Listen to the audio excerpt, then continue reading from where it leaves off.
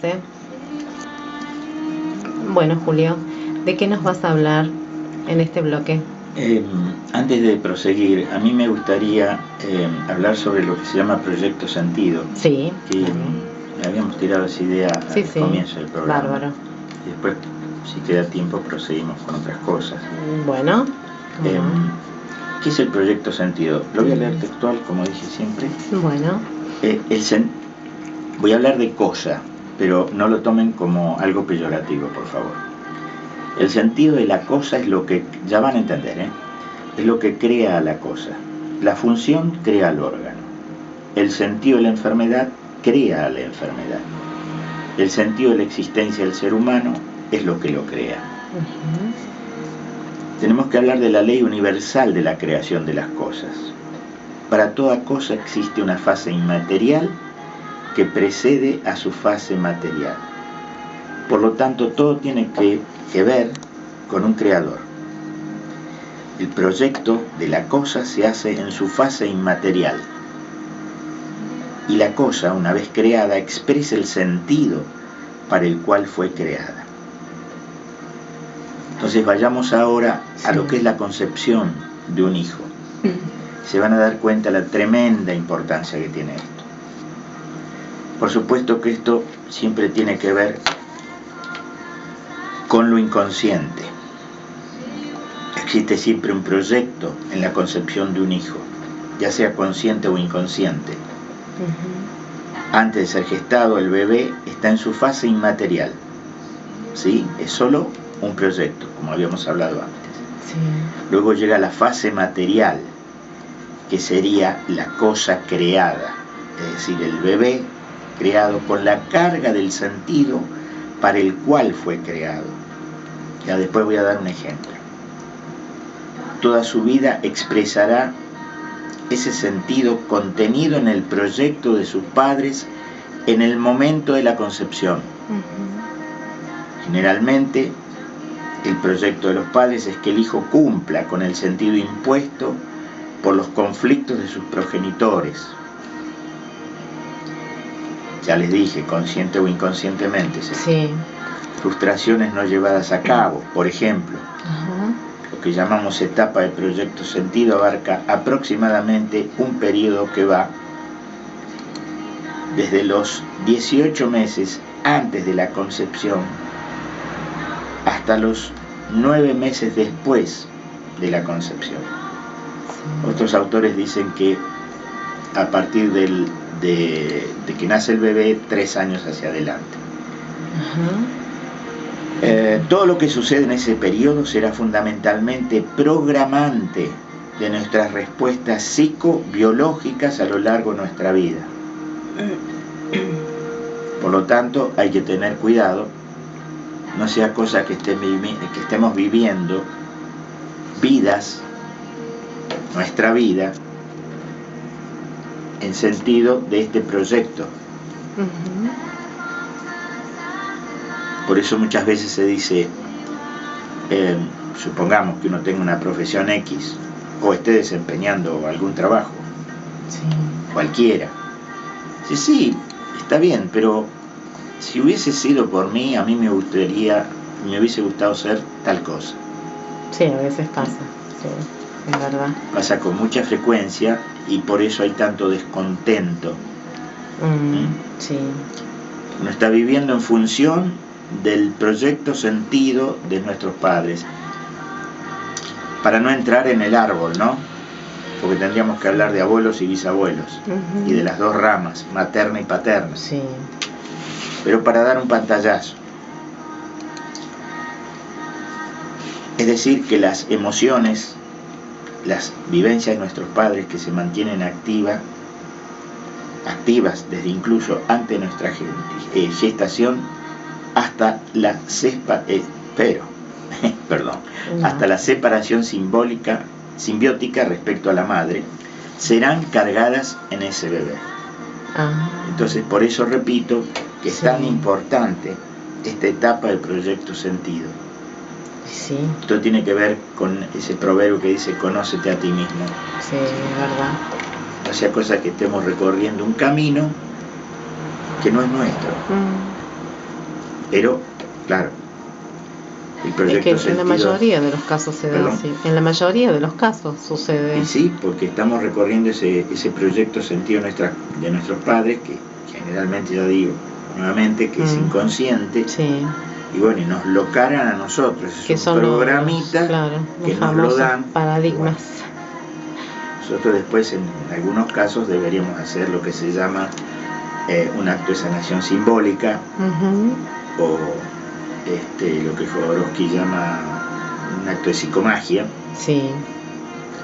Y hacer un hermoso paquetito con un moñito y entregárselo a nuestros padres. Gracias, papá, mamá, esto es de ustedes, no es mío, yo voy a hacer mi camino. Claro, y voy a vivir mi historia. Exactamente, claro, porque para eso hemos venido, ¿no? Sí, sí, Son, el caminar por esta tierra es para que el alma, con esta envoltura corpórea, pueda hacer su aprendizaje. Sí, tal cual. No sé si querés que prosigamos con algún ejemplo más. Bueno, sí, me gustaría. Sí. Podríamos hablar brevemente de próstata. Bueno. ¿Qué tiene que ver? Sí, también con la primer capa embrionaria, con el endodermo, ¿no? La definición anatómica brevemente es la glándula sexual masculina que envuelve los primeros centímetros de la uretra. Está situada debajo del cuello de la vejiga, justo delante del recto, ¿sí? El funcionamiento en fase activa, es decir, cuando la enfermedad está en todo su esplendor, puede haber una proliferación tumoral con secreción, con posible compresión de la uretra. Por eso la patología más frecuente es el adenocarcinoma de próstata. Y cuando está en fase de reparación, es decir, cuando está sanando, se puede producir una necrosis. Y si no lo hubiese, habrá enquistamiento con destrucción de ese tumor. Puede haber varios conflictos que pueden llevar a esto. Recuerden siempre la vivencia que tiene la persona, el impacto que le pueda producir y la coloratura de la cosa. El doctor Hammer, el padre de programación biológica, la clasifica con los tejidos endodérmicos, que es la primer capa embrionaria, recuerden. Especialmente porque proviene del intestino primitivo y que interviene en la procreación, que es la función vital. Puede haber un conflicto semisexual no limpio o fuera de norma, entre paréntesis, a menudo en relación con los niños, nietos o asimilados como tales, aunque a veces en relación a uno mismo. Entre comillas, no me encuentro en la norma sexual. Es decir, que la persona se encuentra como fuera de lo que él considera que debería ser la norma. Otra posibilidad es el conflicto del legado, ya sea por la perennización del apellido, del linaje, de lo que nos dejaron nuestros ancestros, y queremos que se perpetúe en el clan familiar. Otra posibilidad puede ser una situación dramática vivida en relación con los descendientes o asimilados, en una vivencia de daño moral o físico. Otra posibilidad puede ser que el abuelo o el hombre mayor que cumple las funciones de padre. También puede ser conflicto por haber perdido un hijo, ya sea por muerte o desaparición. Entonces inconscientemente vamos a tener que ver qué pasa con el hay que hacer otro.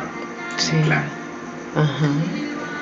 También puede darse los hombres que asisten al nacimiento de sus hijos, pueden programarse este conflicto si vieron la genitalidad de su esposa en ese contexto que ellos consideran, recuerden la vivencia, que está como fuera de norma. También tenemos el conflicto del legado.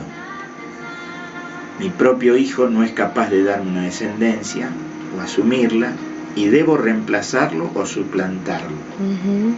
Es lo que la persona inconscientemente está vivenciando, ¿no?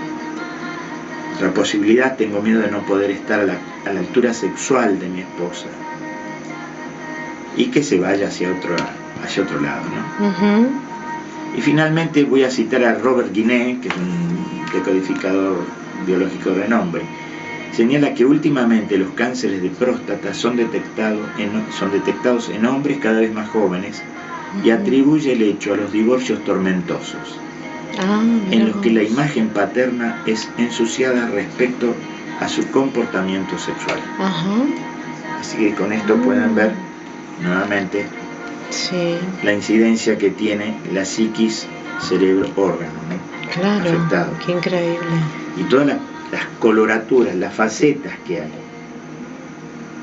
dentro de la vivencia. Entonces es muy importante preguntar al consultante cómo lo ha vivido ese problema. Porque cada consultante lo va a vivir de una manera diferente, ¿no? Sí, por supuesto. Es muy rico todo. La verdad que sí. Es que hace un trabajo detectivesco. Sí, también, ¿no? Porque al ir sumando la genealogía, ahí es donde empieza, digamos, todo. Hay que indagar y hay que saber dónde puede estar, oler, digamos, dónde puede estar el punto nodal de la cosa. Sí. Interesantísimo el tema.